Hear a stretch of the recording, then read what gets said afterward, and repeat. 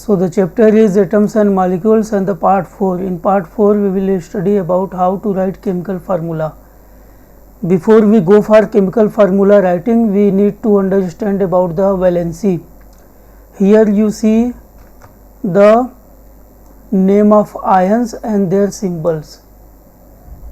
तो बच्चों यहाँ पर जो प्लस और माइनस का साइन देख रहे हो ये इसकी वैलेंसी है।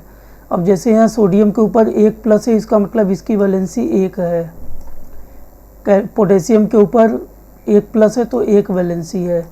यहाँ पर देखो +2 है तो 2, इसकी मैग्नीशियम की वैलेंसी 2 है। इस तरीके से एल्युमिनियम के ऊपर +3 है तो इसका मतलब इसकी वैलेंसी 3 है। Then we see that carbonate के ऊपर 2- है, इसका मतलब इसकी वैलेंसी 2 है। कुल मिलाकर ये कि इसके ऊपर जो चार्ज प्लस या माइनस है, और अगर एक चार्ज है तो 1 है, 2 चार्ज है तो 2 वैलेंसी है, 3 चार्ज है तो वैलेंसी 3 है। तो ये वैलेंसी है, ठीक है। यही चार्ज है, यही आयंस है, यही वैलेंसी है। अब वैलेंसी एक बार मैं यहाँ समझा भी दूँ, उसके बाद देखते हैं कैसे केमिकल फार्मूले हम लोग लिखते हैं, ठीक है। तो वैलेंसी क्या होता है, जैसे मान लो कैल्शियम है, कैल्शियम की वैलेंसी निकालनी है तो इसका एटॉमिक नंबर हमें मालूम है कितना है, 20 है। तो फर्स्ट सेल में 2 होगा, उसके बाद 8 होता है, फिर 8 होता है, और ये कितना हो गया 10 और 8 18 हो गया। तो अभी 2 बचा, तो लास्ट में ये जो 2 बचा है, अगर ये 4 से कम है तो यही इसकी वैलेंसी है, तो इसकी वैलेंसी 2 हो गई, ठीक है। लेकिन ऑक्सीजन के केस में देखो इसका एटॉमिक नंबर 8 है, ठीक है। तो इसका 2 होगा, फिर 8 ही है तो 6 बचा, तो 6 यहाँ पे होगा। तो इसकी वैलेंसी क्या 6 होगी? नहीं, इसकी वैलेंसी 6 नहीं होगी। अब ये 4 से ज़्यादा हो गया, यानी 8 स्टेबल होने के लिए, मैंने पिछले वीडियो में भी बताया होगा कि स्टेबल होने के लिए हमें 8 चाहिए, 8। तो यहाँ पर 8 चाहिए, तो इसके पास 6 है, तो 8 होने के लिए कितना हो चाहिए? 2 और चाहिए। तो इसको जो है 2 कहीं से और चाहिए, तो ये जो 2 है ये इसकी वैलेंसी है, ठीक है। एक और देख लेते हैं। एल्यूमिनियम का 13 होता है, कितना होगा? 2 होगा, 8 होगा, 3 होगा। तो ये 3 वाला जो है, अब इसको 8 चाहिए, इसको स्टेबल होने के लिए 8 होना चाहिए। तो 2 तरीका है, या तो ये 3 किसी को दे दे तो ये 8 हो जाएगा, या किसी से 5 ले ले। तो 5 लेने में ज़्यादा एनर्जी वेस्ट होगी। कौन सा आसान तरीका है? जो छोटा नंबर होता है उसी का लेन देन होता है। तो छोटा नंबर क्या है? 3 देना कि 5 लेना? 3 देना छोटा नंबर है, तो 3, तो इसकी वैलेंसी 3 हो गई, ठीक है। एक और देख लेते हैं, एक और देखें। क्लोरीन का देख लो। क्लोरीन का 17 होता है, 2 होगा, 8 होगा, 7 होगा। अब इसको वैलेंस होने के लिए या तो ये किसी से 1 ले ले तो 8 हो जाए, या 7 किसी को दे दे, तब 7 दे देगा तो ये वाला 8 हो जाएगा, स्टेबल हो जाएगा। तो कौन छोटा नंबर है, 1 या 7? तो 1, तो 1 ये लेगा माने क्लोरीन की वैलेंसी 1 होगी, ठीक है। ऐसे आओ हम लोग देखते हैं कि कैसे हम लोग जो है केमिकल फार्मूला लिखते हैं। अब जैसे पहला नंबर है हाइड्रोजन क्लोराइड, तो यहाँ हाइड्रोजन का सिंबल लिख लो, यहाँ क्लोराइड का सिंबल Cl लिख लो, ठीक है। अब हाइड्रोजन की वैलेंसी कितनी होती है? 1। क्लोरीन की वैलेंसी कितनी होती है? 1। अगर वैलेंसी नहीं मालूम है तो जाके पहले समझ लो वैलेंसी क्या होती है। तो अब उसके बाद क्रॉस मल्टीप्लिकेशन होगा, 1 का Cl में होगा, इस 1 का हाइड्रोजन में। तो चूँकि 1 1 जा 1 ही होता है, तो इसका फार्मूला क्या होगा? HCl।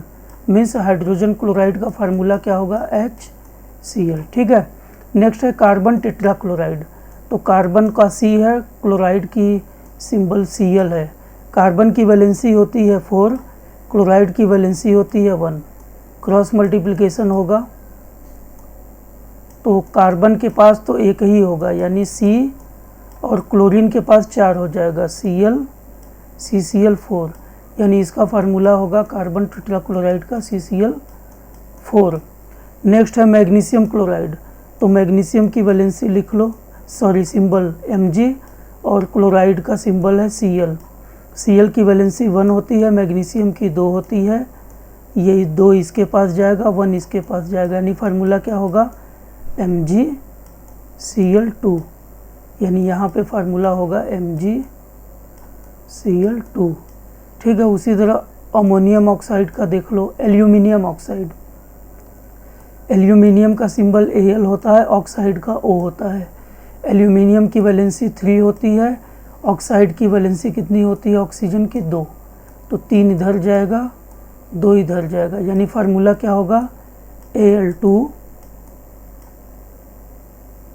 यहाँ पे 2 लिखो, ये Al2O3, यानी यहाँ फार्मूला क्या होगा Al2O3।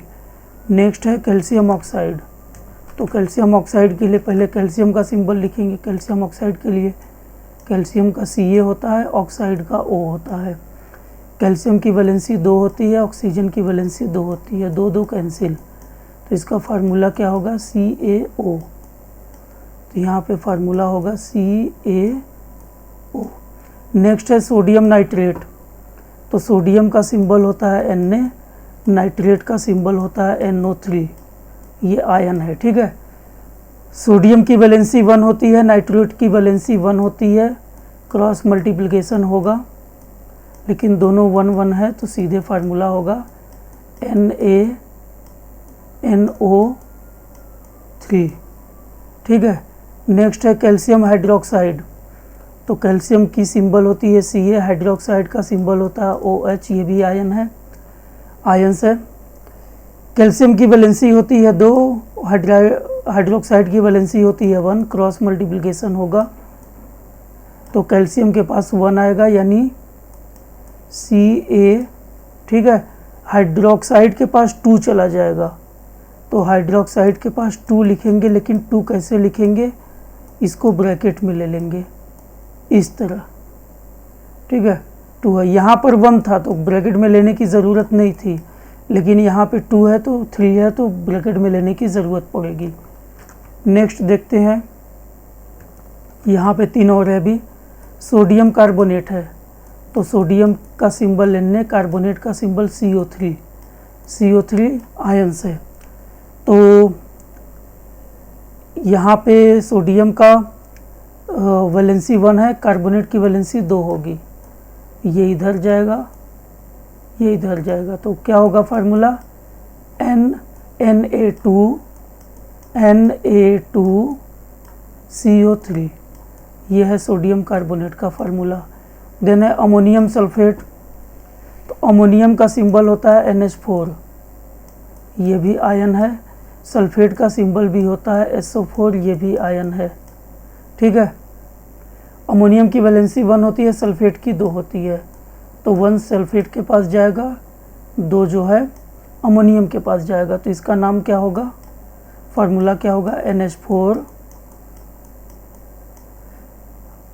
ट्वाइस 2 होगा, NH4 के पास 2 है ना, और SO4,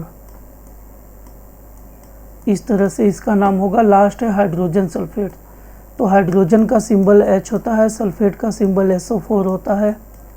ये सब चीज़ें याद करनी पड़ेगी। हाइड्रोजन का की वैलेंसी 1 होती है, सल्फेट की वैलेंसी 2 होती है, और ये यहाँ पे जाएगा तो H2 होगा, 1 है तो वही रहेगा, तो क्या होगा H2SO4। तो इसके लिए तुम लोगों ने देखा कि बहुत इजी है, जो भी है, जैसे सोडियम है तो सोडियम का सिंबल लिख दो, कार्बोनेट है कार्बोनेट का सिंबल लिख दो, दोनों की वैलेंसी लिख दो, क्रॉस मल्टीप्लिकेशन कर दो, यही है हमारा फार्मूला। कैसे लिखते हैं, तो फार्मूला हम लोग ऐसे लिखते हैं। नेक्स्ट है हमारा मॉलिक्यूलर मास। अब मॉलिक्यूलर मास क्या है, इसके बारे में भी देख लेते हैं। मॉलिक्यूलर मास में क्या है कि जितने भी एटम्स है, masses of all the atoms, जितने भी एटम्स है सारे सबका मास ऐड कर दो और यूनिट में U लगा दो। जैसे एक एग्जांपल हम लोग देखते हैं, H2O वाटर। ठीक है, तो हाइड्रोजन का, पहले तो हाइड्रोजन का मास कितना होता है 1, हाइड्रोजन कितना है 2, ठीक है, प्लस ऑक्सीजन का, ऑक्सीजन कितना है 1 है, ऑक्सीजन का मास कितना है 16 है, लेकिन ऑक्सीजन है कितना 1, तो 1 माने 1 ही होता है, कुछ नहीं। तो यहाँ पे 2 हो गया और यहाँ 16 हो गया, यानी हमारा आंसर आएगा 18 और यूनिट के रूप में हम लोग यू लगाएंगे। तो इस तरह जो है मॉलिक्यूलर मास निकालते हैं। मॉलिक्यूलर मास के साथ फार्मूला यूनिट मास भी है। तो यहाँ लिखा है कि सेम मॉलिक्यूलर मास और फार्मूला यूनिट मास सेम चीज़ होती है, दोनों में का निकालने का तरीका सेम होता है। ओनली डिफरेंस केवल क्या है कि फार्मूला यूनिट मास उनका होता है जिनमें आयंस होते हैं, ठीक है। तो खैर हम लोग मॉलिक्यूलर मास निकालते हैं एक एक करके सबका। वाटर का हम लोग निकाल चुके हैं, HNO3 का निकालेंगे। HNO3 का निकालते हैं। अब हाइड्रोजन का कितना होता है, 1 होता है, प्लस नाइट्रोजन का कितना होता है, 14 होता है, प्लस ऑक्सीजन का कितना होता है, 16 होता है, लेकिन ऑक्सीजन 3 है तो इंटू 3 लिखेंगे, ठीक है। तो 1 और 14 कितना होगा, 15 होगा। 16 3 कितना होता है, 48, और इसको हम लोग जो है प्लस कर देंगे तो 63 U यूनिट लगाएंगे, ठीक है। नेक्स्ट हम लोग सोडियम क्लोराइड का निकालेंगे, NaCl। सोडियम का कितना होता है, 23, क्लोरीन का होता है 35.5। अब इसको ऐड कर दो, कितना होगा, 8 इधर हो गया, 5 इधर हो गया, 5 हो गया यूनिट, ये हो गया। फिर कैल्शियम क्लोराइड का निकालेंगे, CaCl2, ये Ca है, ठीक है। कैल्शियम का कितना होता है, 40 होता है। क्लोरीन का कितना होता है, 35.5 होता है, लेकिन क्लोरीन यहाँ पर कितना है, 2 है, तो कितना हो जाएगा, 40 प्लस ये कितना हो जाएगा, 71, और इसको ऐड कर देंगे तो कितना आएगा, 111 यूनिट, 111, 111। H2SO4 का फिर निकालते हैं हम लोग, H2SO4, ठीक है। तो हाइड्रोजन का 1 होता है, लेकिन 2 हाइड्रोजन है तो इंटू 2 लिखेंगे। सल्फ़र का 32 होता है।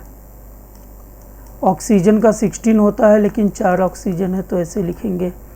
और 1 2 जा 2 यहाँ हो गया, और 32 यहाँ, तो 34 तो ये हो गया। उसके बाद 16 4 जा 64, अब इसको ऐड कर दो, 4 4 8 आएगा, ठीक है, 8 आएगा, और 98 U यूनिट हम U लिखेंगे, ठीक है।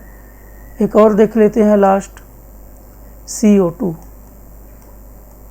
कार्बन का कितना होता है, 12 होता है। ऑक्सीजन का 16 होता है, लेकिन यहाँ 2 ऑक्सीजन है तो इंटू 2 करेंगे, तो ये 12 हो गया।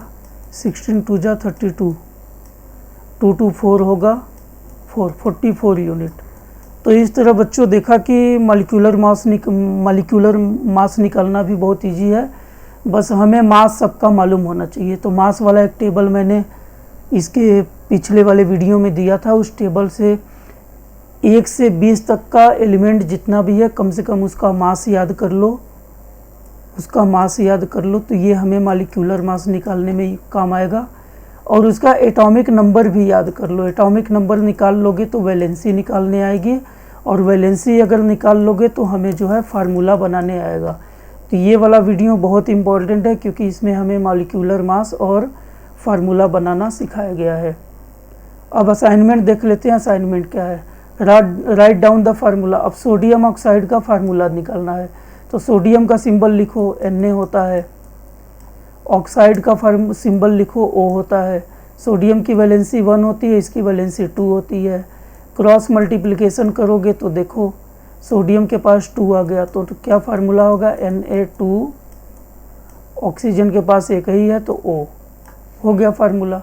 इसी तरह एल्यूमिनियम क्लोराइड, सोडियम सल्फाइड का देख लो, सोडियम की वैलेंसी कितनी होती है, 1 होती है। सल्फाइड का सिंबल S होता है, इसकी वैलेंसी 2 होती है। अब ये इधर चला गया, ये इधर आ गया, क्या होगा, Na2S सोडियम सल्फाइड, ठीक है। फिर मैग्नीशियम हाइड्रोक्साइड होता है, हाइड्रोक्साइड का सिंबल OH होता है। तो ऐसे करके निकाल लेना बहुत इजी है। राइट डाउन द नेम्स, इनका नेम लिखना है। तो देखो ये एल्यूमिनियम है तो इसका नाम होगा एल्यूमिनियम। SO4 माने सल्फेट, यानी इसका नाम हो गया aluminium sulphate. Calcium chloride, Ca माने कैल्शियम, कैल्शियम, Cl2 माने क्लोराइड, कैल्शियम क्लोराइड। नाम तो बहुत इजी है। ये सी देखो, K माने पोटेशियम सल्फेट, इसका नाम होगा पोटेशियम सल्फेट। K माने potassium, NO3 means nitrate, potassium nitrate. Ca माने कैल्शियम, CO3 माने कार्बोनेट, कैल्शियम कार्बोनेट, ये इसका नाम है। तीसरा क्वेश्चन है कि what is meant by chemical formula. तो केमिकल फार्मूला क्या होता है? केमिकल फार्मूले से हमें ये पता चलता है कि जो एलिमेंट है या एटम है जब रिएक्शन करते हैं तो वो किस तरह से कौन सा बॉन्ड बनाते हैं, ये इसका मतलब है। नंबर 4, हाउ मेनी एटम्स, इसमें कितने एटम्स है? तो हाइड्रोजन देखो ये H2S है, तो इसमें कितने एटम है? हाइड्रोजन के 2 है, सल्फर के 1 है, तो टोटल कितने एटम है? 3, तो आंसर होगा 3 एटम्स। इसमें कितने एटम्स है? तो फास्फोरस के 1 एटम है, ऑक्सीजन के 4 है, प्लस 4, तो यहाँ टोटल 5 एटम्स है। तो इस तरीके से इसका आंसर होगा। 5वां नंबर क्या है? Calculate the molecular mass. अब यहाँ पर मॉलिक्यूलर मास निकालना है। ये क्या है? ये H2 है, ये O2 है, Cl2 है, CO2 है, CH4 है, C2H6 है, C2H4 है, NH3 है, CH3OH है।